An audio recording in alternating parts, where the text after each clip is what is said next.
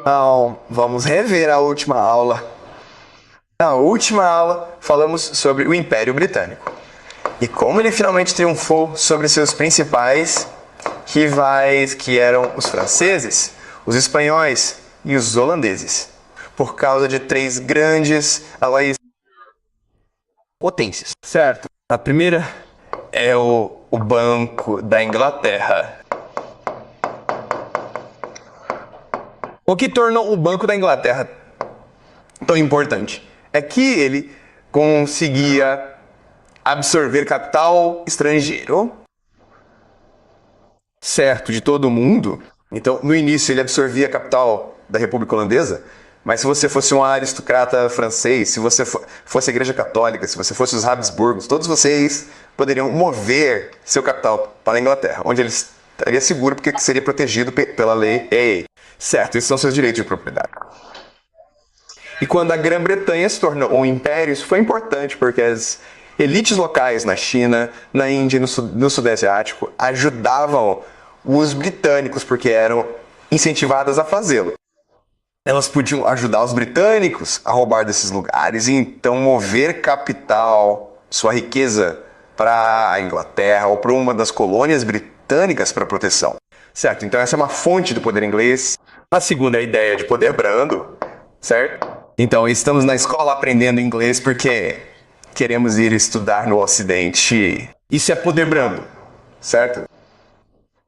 Shakespeare, BBC e Oxbridge são todos componentes do poder brando britânico que ainda governa o mundo hoje. E o terceiro, claro, é a Marinha Britânica, que controla as rotas de caça e, portanto, controla todo o comércio. Certo.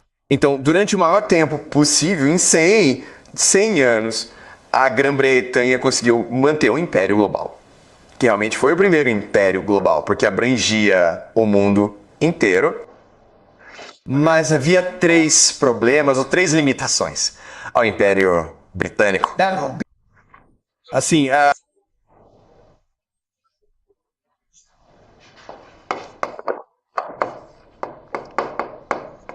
principal e primeira limitação foi o fato de que a Grã-Bretanha possuía uma identidade étnica. Tinha uma raça.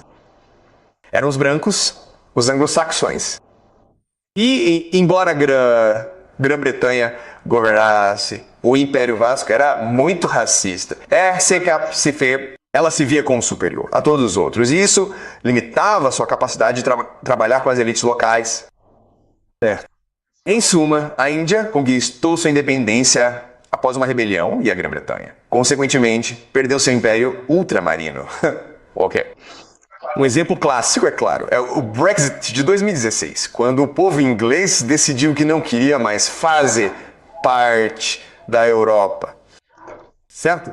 E mesmo que a Grã-Bretanha seja um império, seu povo é muito provinciano. Eles se veem como superiores e se veem como distintos de todos os outros. Conheci ingleses que me disseram que os ingleses não conseguem aprender uma língua estrangeira. Os falantes de inglês falam inglês muito bem, e é isso. Eles não conseguem aprender francês, não conseguem aprender espanhol, se recusam a aprender chinês. E eles me disseram que é porque seus cérebros são diferentes. Certo. Seus cérebros são programados para falar inglês muito bem, e é isso. Tudo bem, então, essa é a atitude britânica. O segundo problema é a ideia de moeda, ou padrão de riqueza. A ideia aqui é que, certo, sim, você está roubando riqueza de outros lugares, mas o que é riqueza? Certo.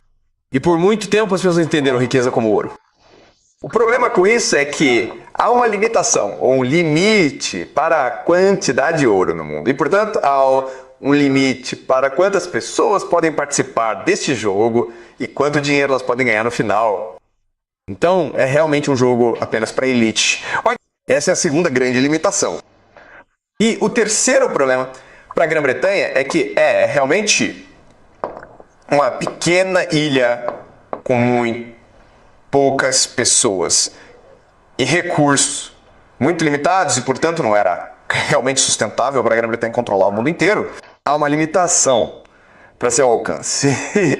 E por fim, outras potências na Europa surgiriam para desafiar a hegemonia britânica, incluindo a Rússia e a Alemanha. Em última análise, o poder que derrubaria o Império Britânico para criar seu próprio império, é claro, a América. E o que a América faria de muito importante é resolver todas essas três limitações para criar um jogo mundial no qual todos nós jogamos hoje. Certo. Então a Grã-Bretanha basicamente deu origem a este jogo, mas havia limitações para o quão longe este jogo poderia se espalhar. Os Estados Unidos então pegarão o conceito desse jogo e o espalharão por todo mundo, até conquistar o mundo inteiro. Certo, então como eles fazem isso? Tudo bem, então vamos falar sobre os Estados Unidos. Bem, antes de tudo, os Estados Unidos não são uma guerra. São uma fortaleza continental. E de fato controlam todo o hemisfério ocidental. Sabemos que o hemisfério ocidental é muito, muito rico. Estados Unidos não é somente o país dos Estados Unidos, são realmente o hemisfério ocidental.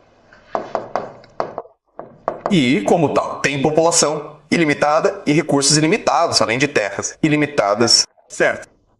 Então, isso resolve a questão dos recursos.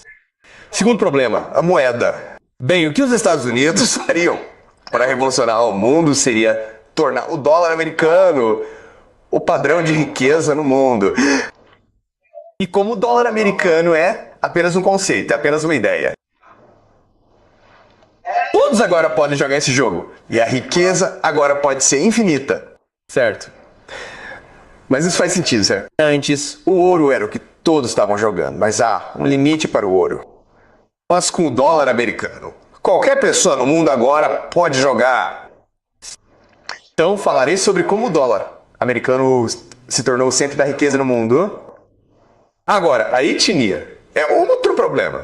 E o que os Estados Unidos fizeram de muito inteligente foi dizer ao mundo que não somos uma etnia, certo? Não somos uma terra. O que realmente somos é um jogo, certo? O conceito é, os Estados Unidos viraram um jogo nacional, certo? Então, isso é bem fácil de entender, certo? Então, primeiro, explicarei isso e depois explicarei como o dólar passou a dominar o mundo, certo? Por muito tempo, tivemos problemas para decidir o que um jogo ou uma nação deveria ser. Certo. Então, tradicionalmente, as nações têm sido governadas politicamente pela monarquia. Certo.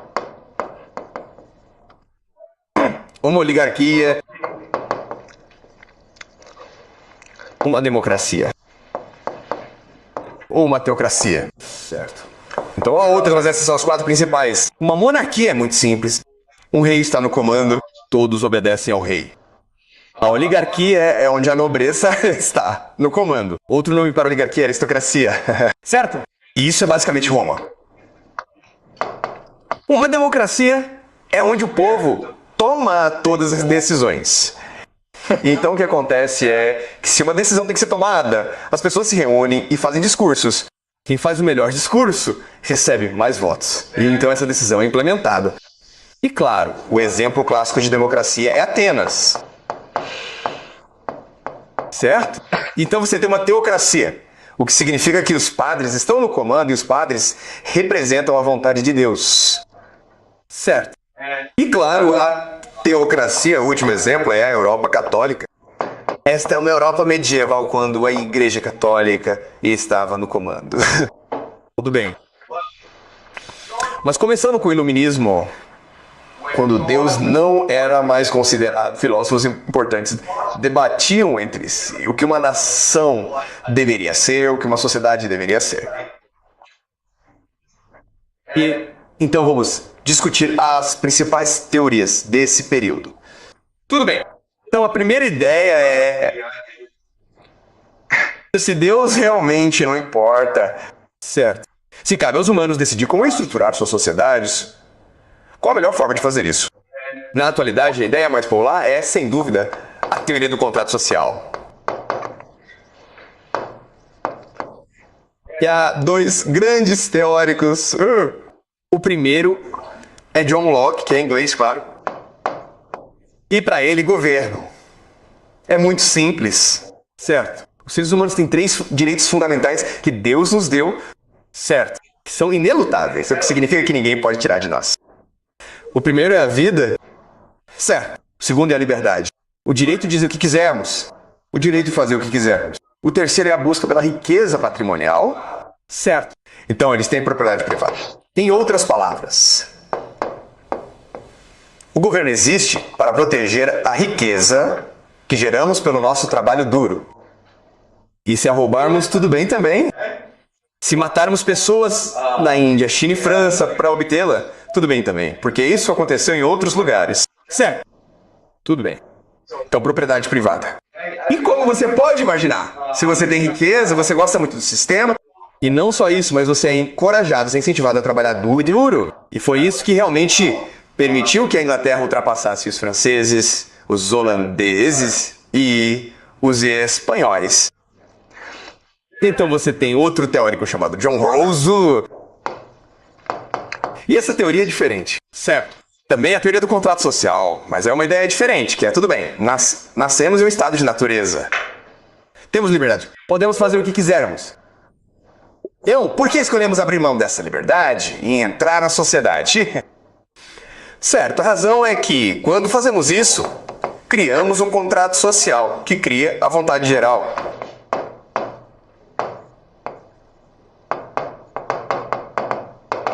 Certo? E a vontade geral é um substituto para Deus. É a expressão do melhor de quem somos. Certo? Você entende? Então, sozinhos estamos bem. Certo? Quando nos unimos, criamos um novo conceito que nos permite ser verdadeira e totalmente humanos. Certo? A vontade geral. Então, o que é a vontade geral? Certo. Tudo bem. Então, pense em Emilion Kant. Um filósofo alemão que explicou que a base da humanidade, o que todos nós deveríamos tentar alcançar, é algo chamado imperativo categórico.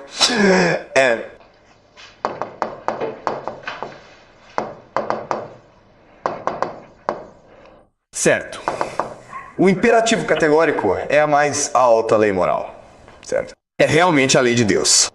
E há 3 componentes do imperativo categórico. Certo? O primeiro é a ideia de universalidade. Universalidade significa apenas que, imagine isso, o que quer que você faça, todos ao seu redor farão automaticamente, certo? Então, se você quiser beber álcool, todos vão beber álcool. Você quer viver em um estudo sobre alcoólatras, certo? Se você cola em uma prova, todos imediatamente vão colar também. Você quer viver em um estudo sobre trapaceiro, certo? Se você lê livros, todos os outros vão ler livros. Então imagine que tudo que você fizer será replicado por todos os outros imediatamente. Essa é a ideia de universalidade. O segundo é a ideia de livre-arbítrio. Certo? Eu sei que comer sorvete é ruim. Eu sei que comer proteína e frango é bom.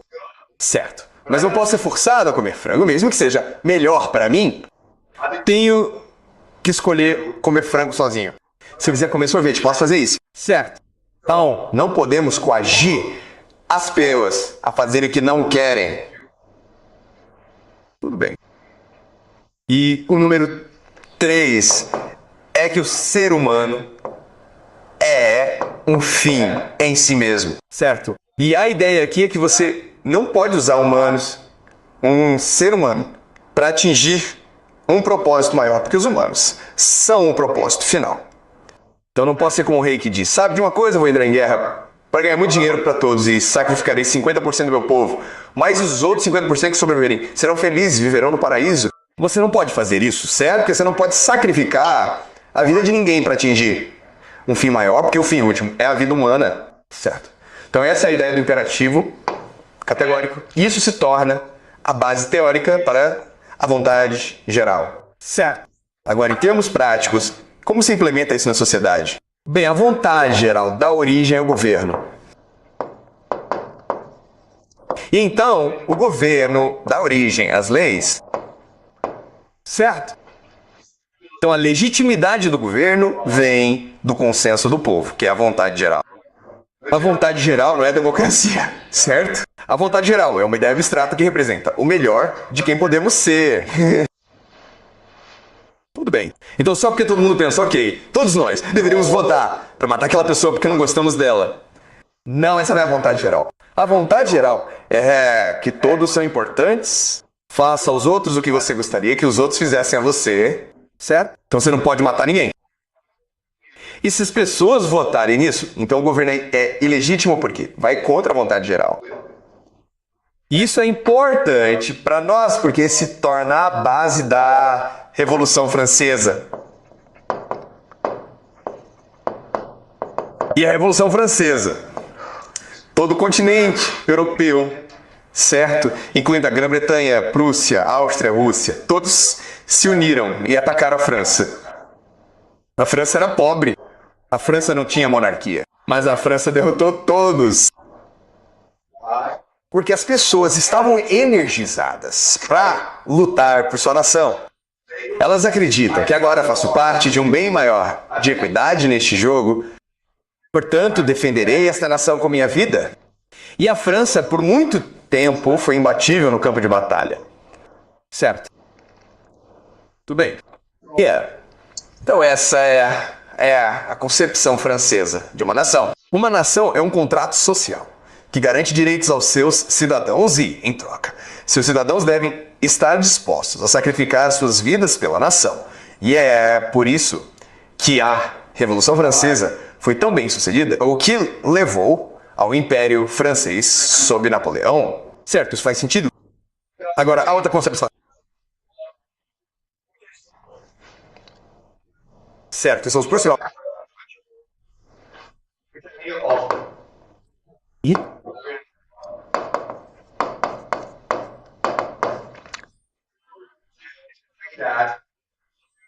Então, uma nação.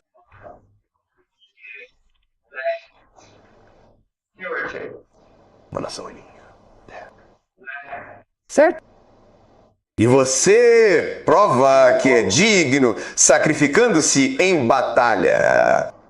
Certo, isso veio dos alemães em 1870, certo? Na Guerra Franco-Russa, entre a Prússia e a França, esses dois conceitos de Estado-nação entraram em conflito.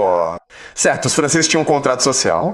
Você luta por nós porque concorda em ser um cidadão desta nação, o que lhe garante certos direitos. A Prússia, como não? Você luta porque é seu dever lutar, porque está em seu sangue, está em sua língua, está em sua cultura, está em sua família. E então, quando essas duas culturas se chocam, foram os prussianos que venceram. E isso criou, é claro, a Alemanha. Certo, então em 1870, a atual e moderna nação da Alemanha foi fundada pelos persas quando derrotou a França na Guerra Franco-Prussiana, certo? Então agora vamos para a América. Certo. E a América tem uma concepção diferente do Estado-nação. Então, neste momento da história, em primeiro lugar, a América é um lugar muito pequeno, 13 colônias, e o continente é controlado por esses povos indígenas.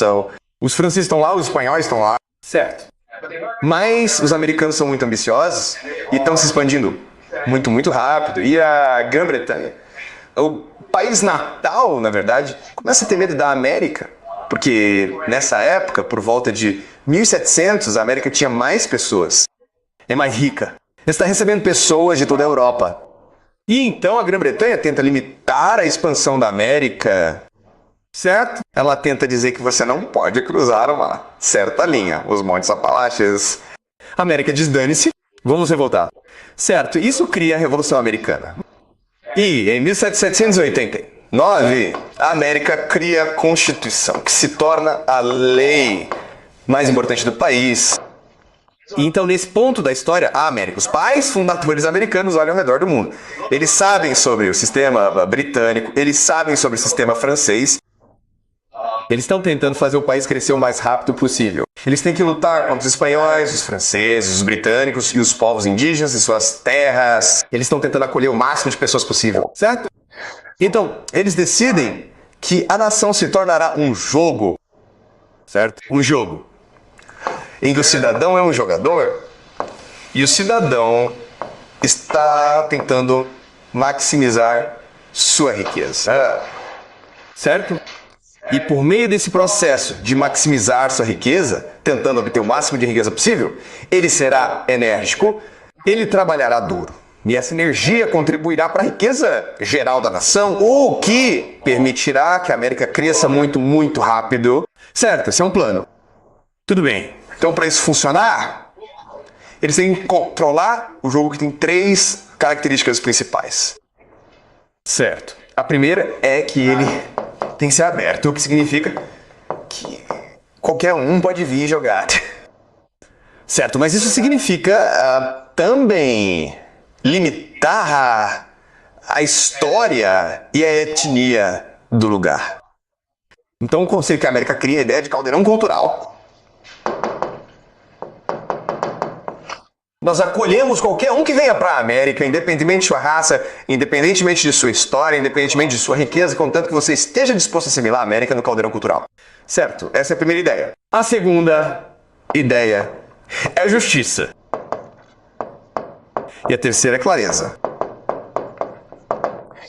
Então, em outras palavras, as pessoas estão dispostas a jogar um jogo e trabalhar duro para ganhar esse jogo se, antes de tudo, puderem jogar esse jogo. Elas têm noção desse jogo. Elas não são discriminadas. Também se as regras forem realmente claras, certo? Você entende quais são as regras. Na América, as regras são muito simples. Você vai pra América, segue a lei, trabalha muito duro, fica rico, certo? Muito simples. É chamado de sonho americano, certo? E a terceira coisa, claro, é que o jogo seja justo. Ou seja, o único critério para gerar riqueza é o quanto você trabalha duro, quanto talento você tem, quanto mérito você tem, certo? A ideia de mérito.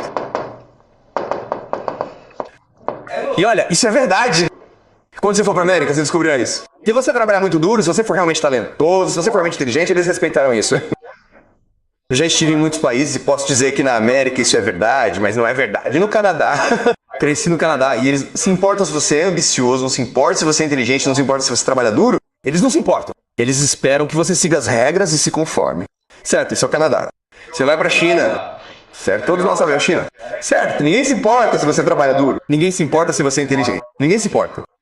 Certo, é tudo sobre seu guanxi, sobre onde está sua família. De fato é verdade, isso é verdade para a maioria do mundo. E eu diria que a ideia de mérito só é verdadeira para 2 lugares. Os Estados Unidos são o exemplo mais óbvio. Certo. Já fui a reuniões em que, a princípio, os americanos diziam: esse cara é chinês, ele provavelmente não fala inglês, não é tão inteligente assim, não. Então, há discriminação racial acontecendo. Quando eu abro a boca, quando eu tento argumentar, a minha lógica logo lhes conquista pelos meus argumentos, pela minha criatividade, e eles me acolhem no clube. Essa é a atitude americana, de ter a mente aberta, de ser generoso, de valorizar seu talento acima de todos os outros. Certo. Os britânicos e os ingleses também são muito parecidos nisso, sim. Talvez eles sejam racistas, mas se você conseguir apresentar um bom argumento na frente deles, eles aceitarão seu argumento. Certo? Mas adivinhe, pessoal, em nenhum outro lugar isso é verdade. Na China você tem o melhor argumento. Ninguém se importa. Certo? Certo. Então, há muitos problemas com a América, mas com toda a honestidade, a América é um lugar que realmente valoriza o mérito e que realmente recompensa o mérito. É por isso que todo mundo quer ir para a América. Tudo bem. Tudo bem. Então, a questão é como a América criou o sistema, certo? Bem, ela fez isso por meio da Constituição. A ideia da Constituição é criar um jogo e fazer com que esse jogo fique acima do poder. Certo? E como eles fizeram isso, foi criando um sistema de governo que se fiscaliza e equilibra mutuamente. Então você tem o presidente,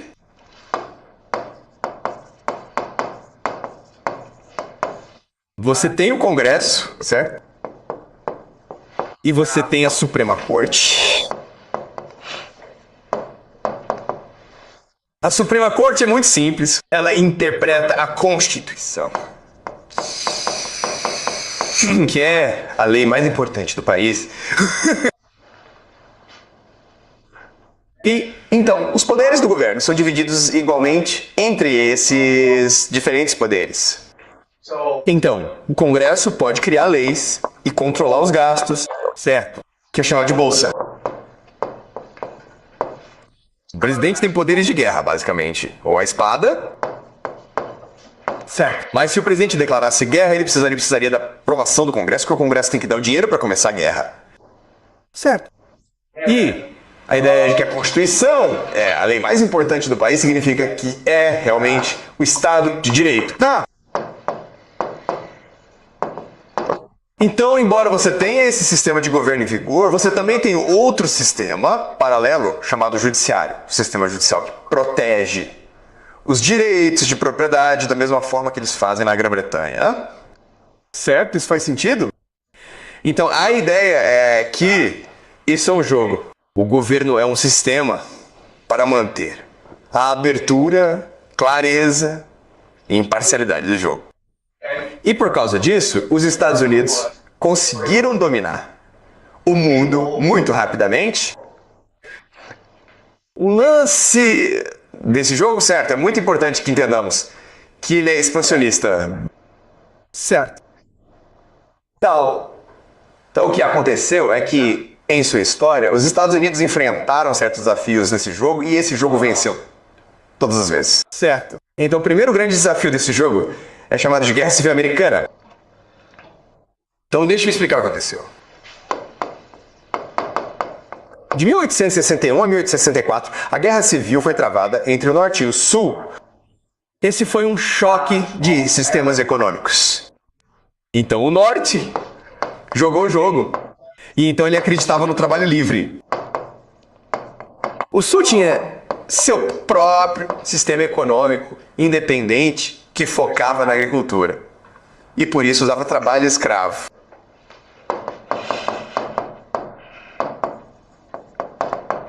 Para muitos americanos no Norte, o trabalho escravo era ofensivo porque corrompia o jogo. Porque, lembre-se, os Estados Unidos começaram com a ideia de abertura, ímparce e clareza. Mas se você é um escravo, isso não é justo, certo? Porque você nasceu escravo e nunca poderá participar deste jogo. E então eles lutaram uma guerra civil para decidir quem iria trombetear no final. E é claro que o Norte venceu, porque o Norte se concentrou no trabalho livre. Então isso significava que havia mais pessoas no Norte. Isso significava que o Norte era mais rico por causa da manufatura. E isso significava que o Norte era mais energético. Então eles derrotaram o Sul. E esse foi o primeiro grande desafio. Agora o jogo está se espalhando. Certo, ele se espalha pela América e agora... porque a América não consegue mais se expandir. Certo, ele basicamente conquista o Oeste e o Oeste. E agora, o jogo é um problema por causa da natureza do dinheiro. O problema com o dinheiro é que, no final, quanto mais se joga este jogo, no final a pessoa controla todo o dinheiro. Certo, isso faz sentido? Esse é um problema do capitalismo. Esse é um problema com este jogo. Então, agora que a fronteira foi estabelecida, agora que as fronteiras foram controladas, algumas pessoas agora estão controlando todo o dinheiro, o que leva à Grande Depressão. Certo. Sendo assim, a solução é que a América vá conquistar o mundo, o que ela faz. Durante a Segunda Guerra, os EUA conquistam o mundo. E agora, o que os Estados Unidos precisam fazer é espalhar esse jogo pelo mundo, e eles fazem isso criando o dólar americano. Certo. Então, em 1945, os Estados Unidos vencem a guerra. Um ano antes, em julho de 1944, durante um mês, os Estados Unidos organizam algo chamado Conferência Bretton Woods, em New Hampshire. Certo. E a ideia da Conferência Bretton Woods é estabelecer o jogo mundial. Certo. Se antes o jogo dos Estados Unidos era só dentro do país, agora quer expandir para todo mundo. Então como eles fazem isso? Bem, a primeira coisa que eles fazem é tornar o dólar americano a moeda de reserva do mundo. Certo. O que isso significa? Significa que todas as outras moedas têm que ser derivadas do dólar americano. Todas as outras moedas encontrarão valor no dólar americano. Certo? O que significa que se você tem dólares canadenses, agora você pode trocá-los por dólares americanos, que é o que tem valor. Os dólares canadenses simplesmente não têm valor. Certo? Eles também concordam com a taxa de câmbio. Certo. Não faz sentido. E esse é o sistema que temos hoje. Certo. A moeda de reserva global é o dólar americano. É isso que tem valor. O anel B deriva seu valor de sua relação com o dólar americano. O quarto é avaliado por si só. Certo. Esse é o número 1. Então agora você pensa, espere um minuto aqui. Se isso for verdade, o dólar americano, os americanos podem colocar tanto dinheiro quanto quiserem. E então, para resolver esse problema, os americanos disseram que o dólar americano será atrelado ao ouro. Certo. Não faz sentido. Significa que você sempre pode pegar seu dólar e trocá-lo por ouro. E como há um limite para o ouro, tem que haver um limite para o dólar americano, o que mantém o sistema estável.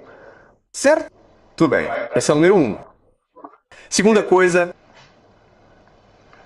a América tem que expandir este jogo, porque eles competem com a União Soviética, que é contra esse jogo. Certo? Então, eles criam 2 novas organizações para espalhar o jogo pelo mundo.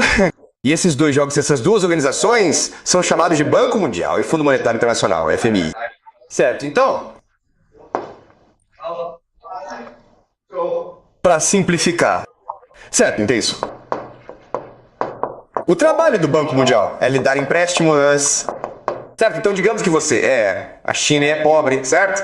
E precisa construir barragens. Bem, o Banco Mundial lhe dá dinheiro. E quando ele lhe dá dinheiro, o que ele faz é permitir que você comece a jogar esse jogo. Certo? Ele permite que você participe desse jogo. Agora, o que sempre acontece é que, eventualmente, os países despejam tanto dinheiro que precisam se endividar e não conseguem pagar o dinheiro, certo? Então, o que acontece é que o FMI entra e muda seu governo e suas políticas para torná-lo mais conforme ao jogo. Isso faz sentido. E seu principal mecanismo se chama privatização. Tudo bem. Então, o que o FMI diz é, ok, bem, vocês são ineficientes, vocês não podem pagar a dívida porque são ineficientes. Vocês são ineficientes porque o público não deve ter o controle da infraestrutura. O público não deve ter o controle da água. Certo? As empresas privadas devem ficar encarregadas da água, da eletricidade, da terra. Certo? Bem, o principal objetivo do IMF e do Banco Mundial é disseminar o jogo ao redor do mundo. Tudo bem. Certo. Então, em 1947, eles criaram algo chamado GATT. O GATT é um acordo geral sobre tarifas e comércio. Então essa é basicamente a OMC. Isso muda para a OMC em 1995. Certo. Então é basicamente um acordo sobre livre comércio. Isso faz sentido?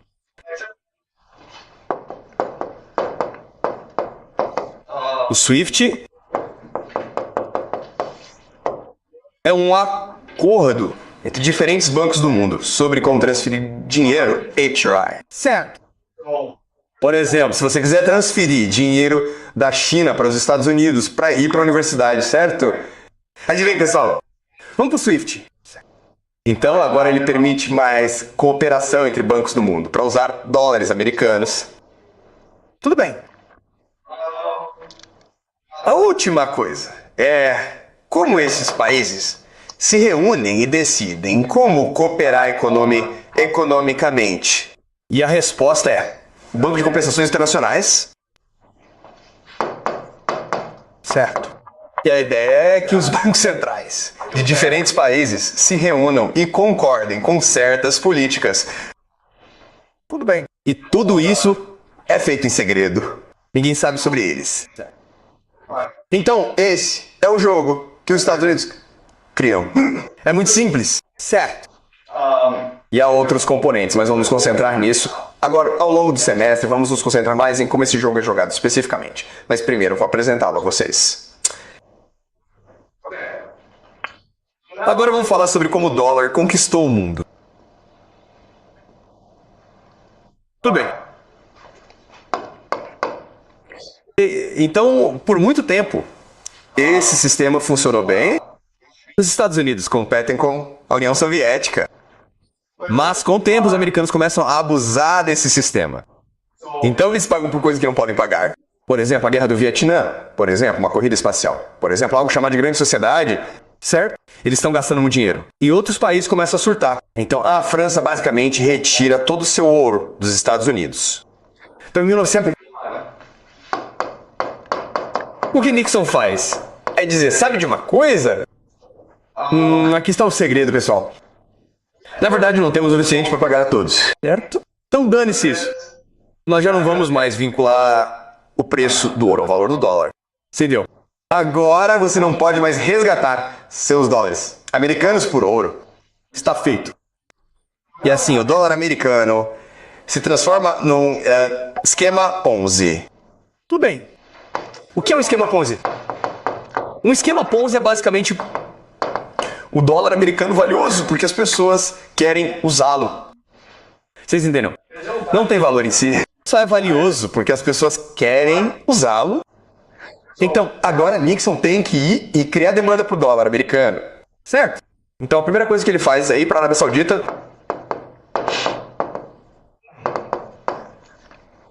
e criar algo chamado petrodólar. Certo? A ideia do petrodólar é muito simples. A Arábia Saudita, que é o maior exportador de petróleo do mundo, só aceita pagamentos em dólares americanos. Portanto, se você quer petróleo, precisa ter dólares americanos. Essa é a primeira coisa que Nixon faz. A segunda coisa que Nixon faz é ainda mais importante. O que ele faz? Vocês sabem que ele visita a China? Ele não só visita a China, mas também estabelece uma estrutura na qual os Estados Unidos darão tudo à China. Certo. Na década de 1980, Estados Unidos dão à China acesso ao mercado. Agora, os consumidores americanos podem comprar produtos da China. Isso é muito importante, pessoal. Essa é a questão número 1. Em segundo lugar, ela oferece educação tecnológica. A China em IED. Certo, imagina o que acontece. Os Estados Unidos dão investimento estrangeiro para a China, dão todo esse capital para a China, dão toda essa tecnologia para a China, certo? Todos esses segredos militares que os Estados Unidos têm, eles dão para a China de graça. E não só isso, mas os Estados Unidos educam a elite chinesa. Durante a década de 1980, muitos estudantes chineses, incluindo pós-graduandos, rumavam ao ZEUA para aprender tecnologia. Certo? E a terceira coisa, e esta é a mais importante, é a proteção militar. Todos esses conflitos que a China tem com o Sudeste Asiático, com o Japão, o Vietnã, os Estados Unidos agora protegerão a China durante exportações chinesas de mercadorias para a Europa, a África e os Estados Unidos. A Marinha Americana agora protegerá esses navios chineses. Certo, você entende? Falas, mas meu Deus, América! A América deu tudo. A China! A América enriqueceu a China? Porque a América faria tal coisa. E há uma resposta, e apenas uma resposta. É fazer com que a China use dólares americanos. É simples assim. Certo, então agora quando a China negocia com o mundo, ela recebe dólares americanos em troca. Você entende? Certo? E a ideia toda é tornar o mundo viciado em dólares americanos. E agora que o mundo está viciado em dólares americanos, agora que o mundo depende de dólares americanos, os Estados Unidos agora é controlar a economia global. Desculpe, primeira vez. A União Soviética, portanto. E agora os Estados Unidos são os únicos no jogo. Não há ninguém que possa desafiar a supremacia dos americanos.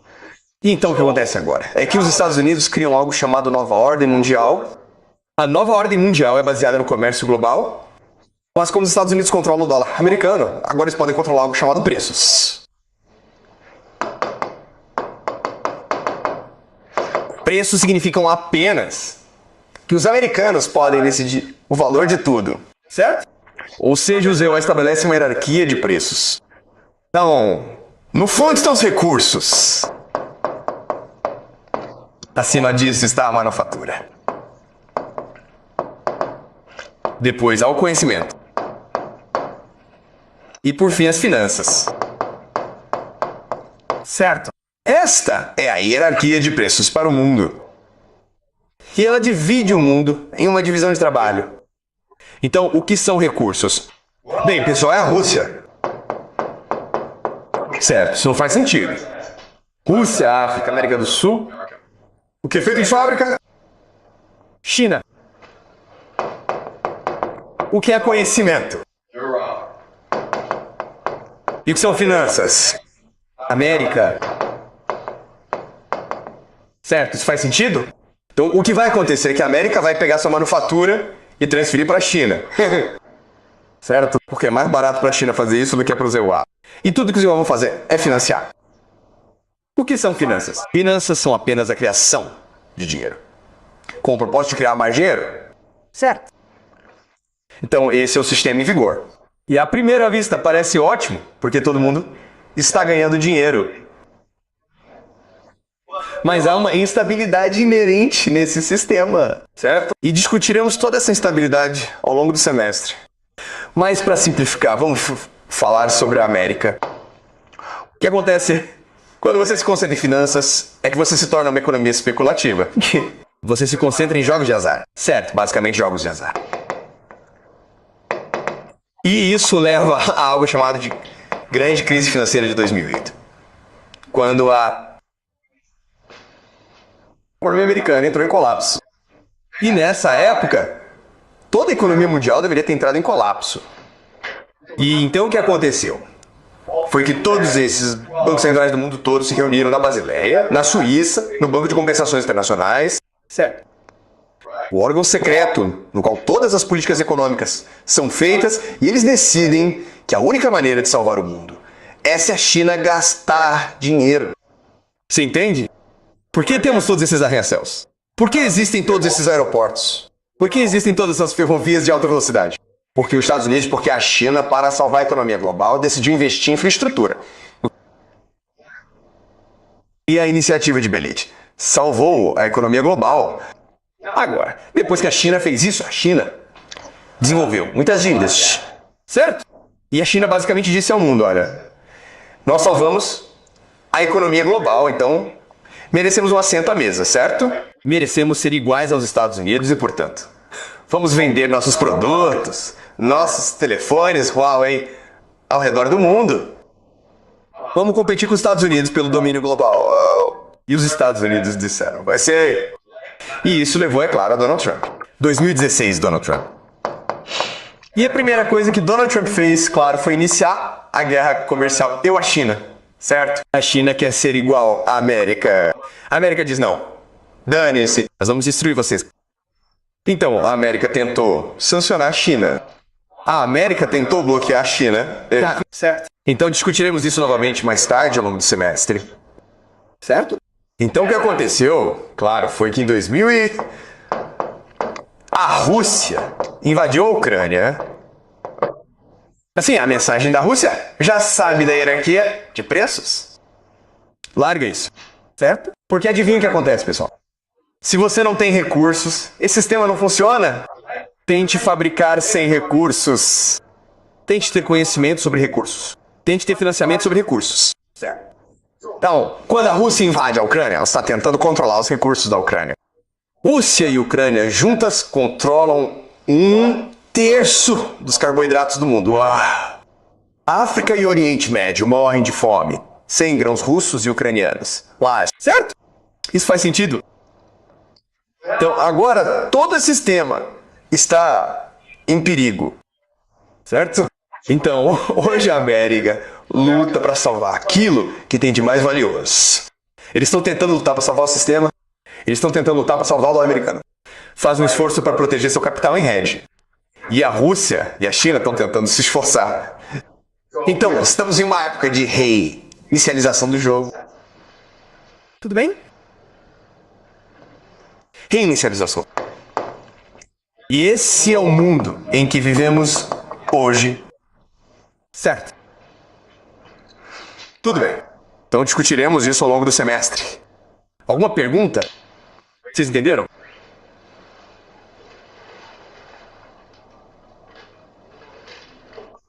Então, eu sei que foi muita coisa para assimilar, mas entraremos em detalhes ao longo do semestre. Certo. Vamos aplicar os eventos atuais para explicar por que isso está acontecendo. Alguma pergunta?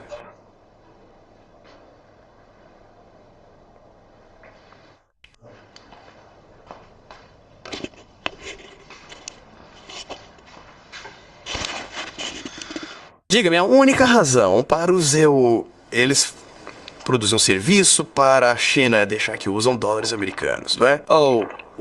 Deste modo, a América pode usar este jogo para todos. Mas acho que a China não faz a mesma coisa que os Estados Unidos. Tipo, eles criaram esse jogo.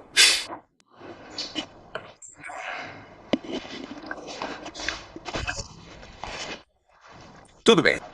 Então,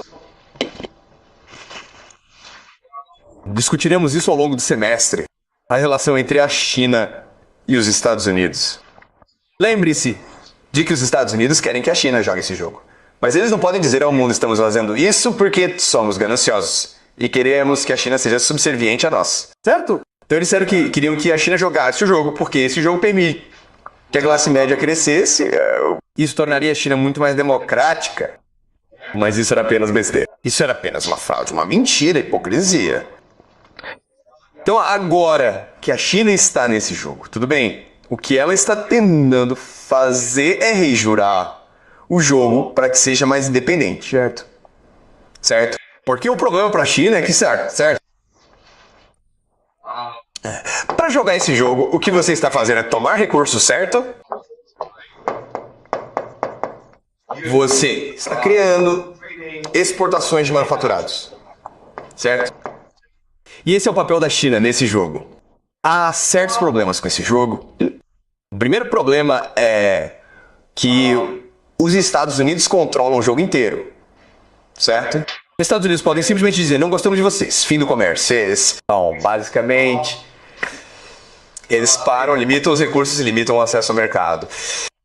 Deste modo, para sobreviver, a China precisa adotar a ideia de diversificação. Criar mercados fora dos Estados Unidos. Encontrar recursos que não dependam dos Estados Unidos. Então esse é um jogo que a China está jogando. E essa é a ideia dos tijolos. Discutiremos os tijolos. Mas os tijolos são um conceito muito diferente, onde antes os Estados Unidos tentavam impor seu jogo a todos. Agora, a China está apenas tentando criar um sistema que não seja tão dominado pelos americanos. Certo, essa é uma mentalidade chinesa. Certo, isso faz sentido. Mais alguma pergunta, pessoal? Ótimo. Então, continuaremos com isso na quinta-feira. Certo.